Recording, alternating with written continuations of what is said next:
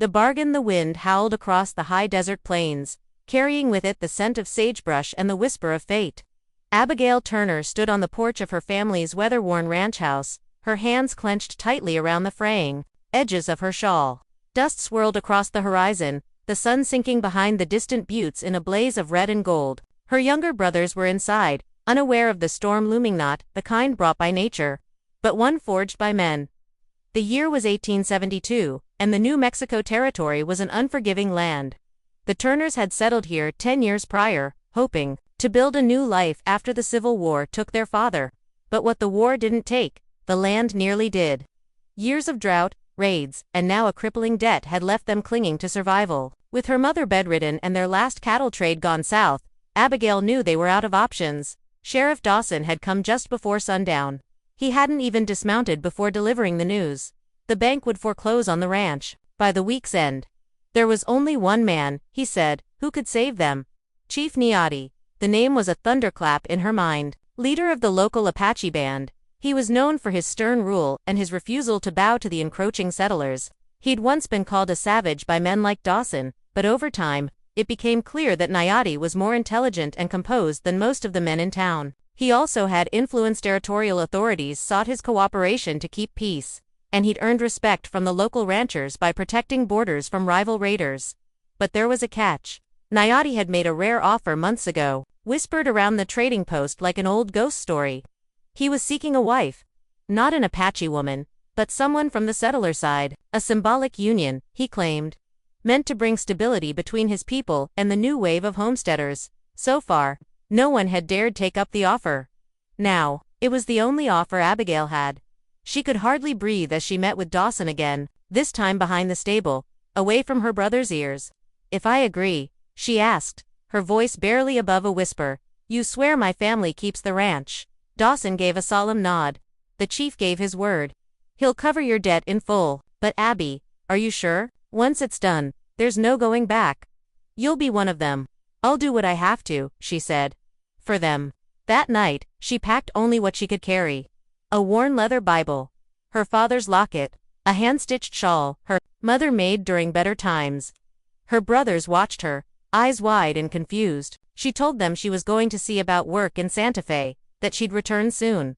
They believed her because they wanted to, because the truth would break them. She rode out before dawn, the sheriff accompanying her halfway through the plains, until the horizon shimmered with firelight and distant drums. The Apache camp emerged from the shadows like a mirage, tent spread in a semicircle, warriors standing tall and silent like statues, their expressions unreadable. And there he was.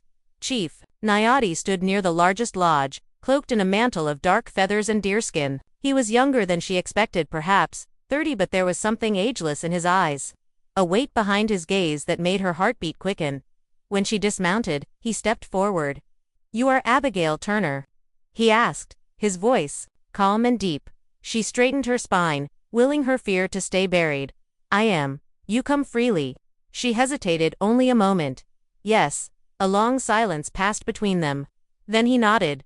"Once, then you are welcome." And with those few words, her world shifted. As the campfire crackled to life and the stars began to shimmer overhead, Abigail felt the weight of her decision settle onto her shoulders. She had not come here to fall in love. She had come to save her family. But as Niati looked at her not as a possession, but as an equal, she felt the first flicker of something unexpected stir inside her chest, something that felt like the beginning. A world apart. Abigail woke with the sunrise, the smell of smoke and earth still clinging to her hair and clothes. The Apache lodge, where she had been allowed to rest, was simple woven blankets over a frame of wooden poles, animal hides covering the entrance. It wasn't uncomfortable, but it was unfamiliar. Everything around her was unfamiliar. The sounds, the scents, even the sky seemed different here. She had slept restlessly, her mind replaying the moment Niati had accepted her with a single nod. The memory felt surreal. Now, as she stepped outside into the rising light of the desert morning, she saw the village slowly come to life. Children chased each other between lodges, laughing and barefoot. Women stirred large pots over morning fires. Men gathered near the horses, speaking in quiet tones. Despite everything she'd been told about these people back in town, their supposed savagery, their danger, Abigail saw only a community, strong and proud. And then she saw him. Niati stood near the edge of the camp, watching the sun rise over the mesa. He wore no headdress now, only a simple tunic and leather trousers, but there was no mistaking his presence. Something about the way he stood still, composed, as if the entire desert belonged to him, made her pulse quicken. He turned as she approached. "You slept?" he asked. She nodded. He studied her for a moment, his expression unreadable. "I asked the women to prepare food for you. After, I will show you the land. If you are to live here, you must understand it." Abigail felt a flicker of hesitation. This was not what she'd expected. She had assumed she would be treated like a bargaining chip, traded and forgotten. But Niati was different. He wasn't treating her like a prize or a prisoner. He was treating her like a person. A few hours later, after eating a stew of beans, squash, and corn far more flavorful than anything she'd expected, Abigail followed Niati on horseback along a narrow trail that curved around the cliffs. The sky stretched endlessly above them, the land falling away into golden valleys below. "This is sacred land," Niati said, gesturing to the vista. "My people have lived here for centuries. The mountains, the rivers, the wind, they are part of us." Abigail didn't know what to say. In town, land was something to own. Here, it seemed like something to belong to. "You do not speak much," Niati said. "I don't know what to say," she admitted. "I've never been part of anything like this. I don't even know why you agreed to marry a settler." He looked at her, and for the first time, there was a flicker of emotion in his eyes, pain, perhaps, or memory. "To protect my people," he said. "There is war coming. If there is peace between us, maybe the army will think twice before forcing us from our homes. A union like ours, it sends a message." Abigail swallowed. "And do you think it will work?" "I do not know. But I must try." The trail ended at a small stream where wildflowers grew along the banks. Niati dismounted, motioning for her to follow. They sat together in silence for a while, the only sound the gentle rush of water. Abigail turned to him. "You didn't have to be kind to me. I expected something else." "You expected a monster," he said softly. "Many do. I'm sorry. You are brave to be here. That is enough for now." They rode back in silence, but something had shifted. The distance between them, born of fear, of ignorance, had narrowed just slightly. Niati was no longer the mysterious figure from across the cultural divide. He was a man trying to protect his people, just as she had tried to protect hers.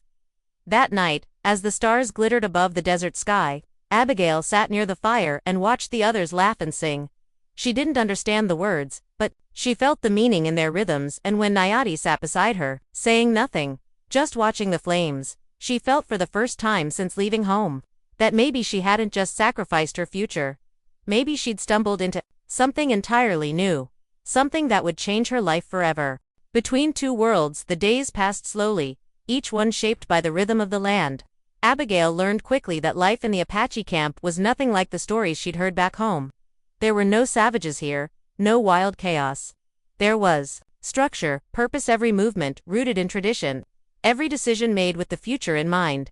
She spent her mornings helping the women gather herbs and grind corn. They spoke to her gently at first, using gestures and smiles. Over time, they began to teach her their language, starting with simple words for water, food, fire, sky. It wasn't easy, but she tried. And they saw that effort. Niati kept his distance most days. He was busy with councils, patrols, negotiations with nearby bands, but whenever their paths crossed, he acknowledged her with a respectful nod or a brief exchange in English. Still, a wall remained between them, not of resentment, but of uncertainty. They were husband and wife in name, but little else. One evening, after the sun had slipped behind the mesas and the sky was glowing with indigo and gold, Abigail sat outside her lodge, threading dried flowers into a length of cord. She wasn't sure what to do with it, only that it kept her hands busy and her mind calm. Niati approached quietly, his shadow long in the firelight. She looked up, startled. "I didn't hear you. You were focused," he said, sitting beside her.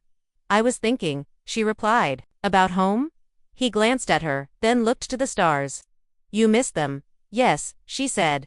"But I don't know who I am anymore. I'm not one of your people. I'm not like the women here. But I'm not who I was either." "You are between two worlds," he said.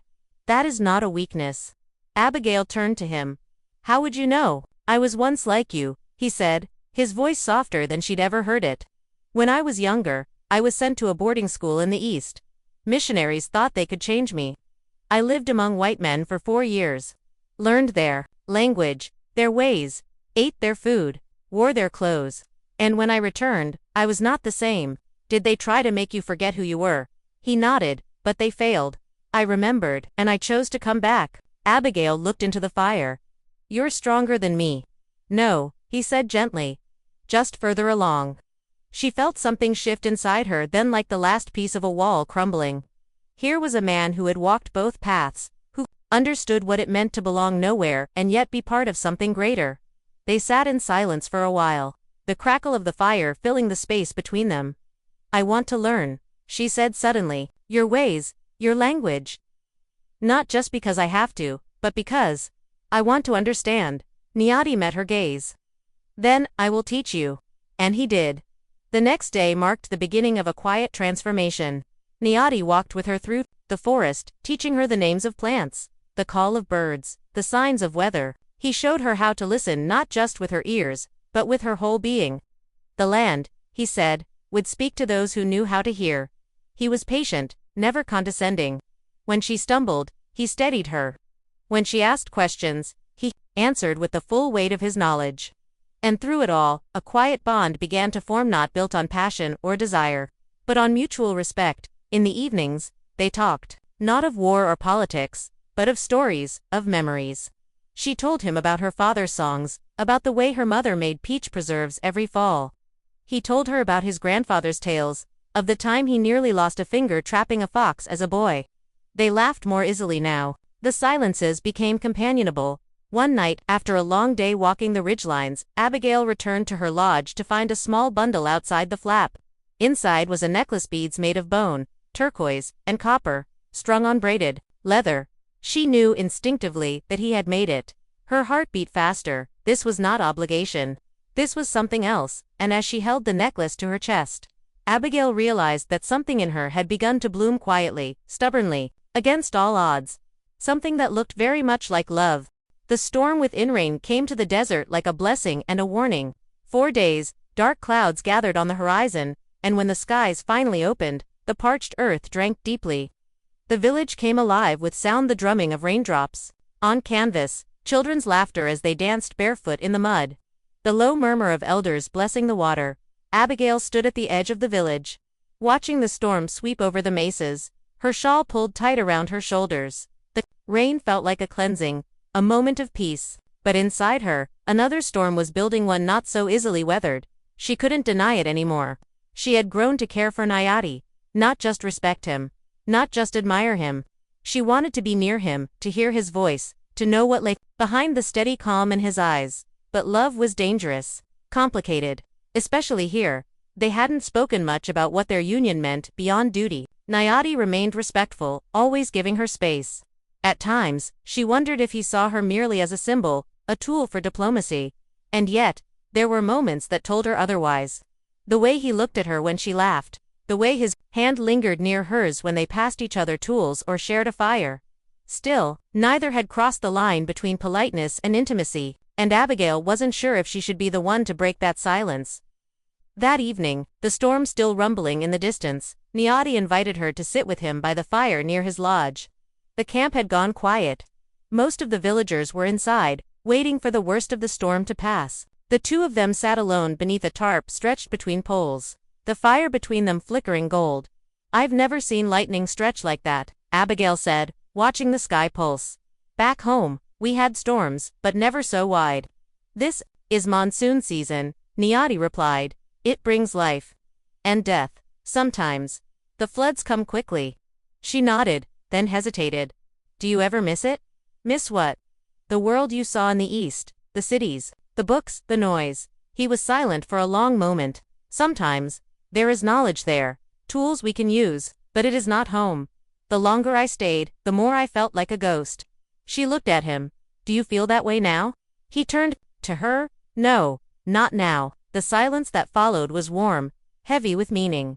The fire crackled. Rain pattered steadily around them. And then, for the first time, Niati reached for her hand. His touch was gentle, but sure. Abigail felt her breath catch. I have tried to give you space, he said. to let you choose what you want this to be. I did not want to push you into something you did not choose freely. You didn't, she whispered. I chose this. I chose you. Even if I didn't know it then. His thumb brushed over her fingers, and for a moment, the world faded, the storm, the fear, the past. All that remained was the connection between them, unspoken but undeniable. I do not know what comes next, he said. There are those who still do not accept our union in both sides. The world beyond this camp is changing, and not always for the better. But I will protect you, Abigail. I give you my word. She leaned closer. You already have. And then at last, their lips met. It was not a kiss of passion, not yet. It was a promise, a meeting of two worlds, of two hearts, learning to beat in rhythm. As the rain softened and the firelight danced across their faces, Abigail felt the storm within her begin to calm. She hadn't just come here to save her family. She had come to find something she didn't even know she was missing. And now she had it, but peace, like rain in the desert, never lasted long. Far off in the distance, across the wind-blown plains, riders were gathering. Men with rifles and government orders. Men who didn't believe in peace, or love, or promises. And they were coming for everything Nayati and Abigail had built. Trouble on the horizon. The sun rose behind veils of gray the next morning, painting the land in muted gold. Abigail woke with the warmth of the fire still in her bones, her lips tingling with the memory of Nayati's kiss. Something inside her had changed. No longer was she simply a settler's daughter, lost in a foreign world. She was a woman tied to this place, to these people, and to the man who had shown her quiet strength when she had none of her own. But the peace was fragile. Word came just after midday. A scout barely older than 16 rushed into the village on horseback, his face pale, dust still clinging to his braids. Soldiers, he gasped in Apache. Riding from the east, 20, maybe more. Nayati didn't flinch. His expression was stone as he dismissed the scout and called the elders to meet. Abigail, now familiar enough to stand close without suspicion, listened carefully, catching only pieces of the Apache tongue. What she understood chilled her blood. The army wasn't coming to negotiate. They were coming to move the tribe. By force, if necessary. This is it, isn't it? Abigail whispered when Nayati stepped away to speak with her alone. What you feared? He nodded slowly. I hoped we had more time. They'll try to relocate you. Yes, he said grimly. To the reservation, north of the Rio Grande. It is barren. They will take the land, our hunting grounds, our rivers, and give us nothing. Abigail felt her stomach turn. She had grown up hearing about the reservation system, but now she saw it for what it was. A slow suffocation of a people. What can we do? Run, he said. Hide in the canyons. Wait until the soldiers pass. It has worked before, and if it doesn't, Nayati looked at her, his eyes fierce. Then we fight. The word echoed like a bell in Abigail's chest. By nightfall, the village was preparing to move. Tents came down quickly, supplies bundled into packs. Elders and children were loaded onto travois, pulled by ponies.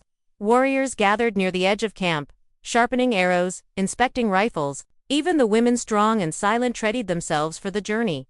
Abigail moved among them, offering help where she could, though her hands trembled. When she packed the small lodge she had shared with Nayati, she tucked the Bonan turquoise necklace into her satchel like a talisman. She found Nayati at the edge of the cliff just after sunset, scanning the plains. They'll come in the morning, he said. Then we have the night. He turned to her. You could leave, ride south. You would be safer in Santa Fe. I'm not going anywhere, she said, stepping forward. This is my home now. These are my people. He didn't smile, but his eyes softened. I don't want to lose you, she said. Not after everything. You won't, he said. Not if I have breath left in me. That night, they didn't sleep. No one did. Fires were kept low. Voices stayed quiet. Even the children sensed what was coming. Just before dawn, the first gunshot split the air. It echoed across the desert like a thunderclap, followed by the distant rumble of hooves. The army had arrived. Chaos followed. Shouts in both English and Apache. Women herding children to safety. Warriors taking up defensive positions along the ridge. Smoke from burning brush clouded the sky as the soldiers moved in tight formations through the scrub. Abigail found herself pressed against the rock wall of a shallow ravine, her heart pounding so loud she could barely hear. She clutched a small revolver, a gift from Nayati, just in case. Her fingers trembled, but she kept her grip. Then she saw him, Nayati, riding along the ridge, directing the defense. He moved like a storm, calm and powerful, his commands swift and decisive. For a moment, she felt pride, then terror. A soldier took aim from below. "Niati," she screamed. The shot rang out. A puff of red bloomed across his shoulder as he jerked back in the saddle. Abigail ran before she could think. She tore through the brush, dodging stray bullets, until she reached him where he had fallen behind a boulder. Blood seeped from the wound, staining his tunic. His eyes were open but dazed. "Stay with me," she whispered, pressing cloth against the wound. "I'm fine," he gritted. "Help the others. We must hold the ridge. I won't leave you." "You must." She shook her head. "No, we fight together, or we don't fight at all." Above them, the sun crested the horizon. Dust and smoke mingled in the air as two worlds clashed on sacred ground. And Abigail realized something as she held her wounded husband close. She hadn't just fallen in love with a man. She had fallen in love with a cause. Fire and ash. The sun had barely climbed above the ridgeline when the battle reached its fever pitch. The sharp crack of rifles echoed off the canyon walls, mingled with the twang of bowstrings and the angry cries of men caught between two ways of life. Abigail had never known such terror. Or such clarity. The Apache warriors, outnumbered but skilled in the terrain, fought like spirits born of the earth. They moved like smoke, disappearing into ravines and reappearing where the soldiers least expected them. But the soldiers had numbers, and were orders. They weren't here to negotiate or arrest, they were here to erase. Abigail crouched low in the ravine beside Niati, his arm wrapped in cloth. The bleeding slowed but not stopped. His jaw clenched every time he moved, but his voice remained strong as he barked orders to the scouts who came and went like ghosts. "We have to get you to shelter," she urged again, wiping blood from his brow. "There is no shelter until they are gone," he said, eyes narrowed. "I won't leave my people." His stubbornness, once frustrating, now filled her with awe. This wasn't the defiance of pride, it was duty, love, legacy. And now, it was her legacy too. From their hiding place, they could see smoke beginning to rise from the direction of the camp, black and oily, staining the pale morning sky. "There, burning the lodges," Abigail whispered, horrified. Niati gritted his teeth. "They want to scatter us. Break our spirit." A shout from above drew their attention, one of the young warriors signaling across the ridge. More soldiers were circling around from the north. The Apache defense was faltering. And then Abigail heard something else. Hoofbeats, coming fast. From the east, she turned to see a group of riders cresting the rise. Ranchers, judging by their dusters and wide-brimmed hats. Her breath caught when she recognized one of them, Sheriff Dawson. He raised a rifle in the air and fired a single shot, not at the Apache, not at the soldiers, but straight into the sky. "Hold your fire," he bellowed. The soldiers hesitated. The ranchers rode into the fray like a thunderclap, positioning themselves between the army and the remnants of the Apache camp. There were only a dozen of them, but they wore determination like armor. "What are they doing?" Niati asked, confused. Abigail blinked, her mouth dry. "Stopping a massacre." Dawson dismounted and marched toward the nearest officer, shouting. Abigail couldn't hear every word, but the tone was clear: outrage. The sheriff was reminding the soldiers that this land was under territorial law, that Niati had kept peace for years, that slaughtering women and children would not stand. And remarkably, the soldiers began to fall back. Not out of fear, but perhaps from a recognition that they had crossed a line, that too many eyes were now watching, that history would not forgive what was about to happen. It wasn't victory, but it was enough. By dusk, the army had pulled out, leaving only smoke and silence. In their wake, the camp lay in ruins, lodges reduced to ash, provisions scattered, lives forever altered. But the people had survived. Niati leaned on Abigail as she helped him toward the remains of the central lodge.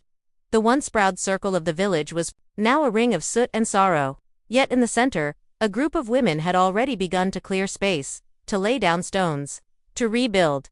Dawson approached, hat in hand. "You all right?" he asked Abigail. She nodded. "You came. Didn't think I could sleep knowing what they were planning. And your brothers, well, they told me where you were. Figured it was time someone stood on the right side of history." He looked at Niati and gave a short nod. "Chief." Niati returned it, with effort. "Thank you." Dawson turned to leave but stopped short. "You'll need supplies. Timber, food, tools. I'll make sure they come. From the town. No more fences between us." When he was gone, Abigail sat with Niati beneath the stars, wrapping her arms around him as he leaned into her. Exhausted, we survived, she whispered. For now, he said. But survival is only the first step. They were no longer just two people bound by circumstance. They were leaders now, bound by fire and choice.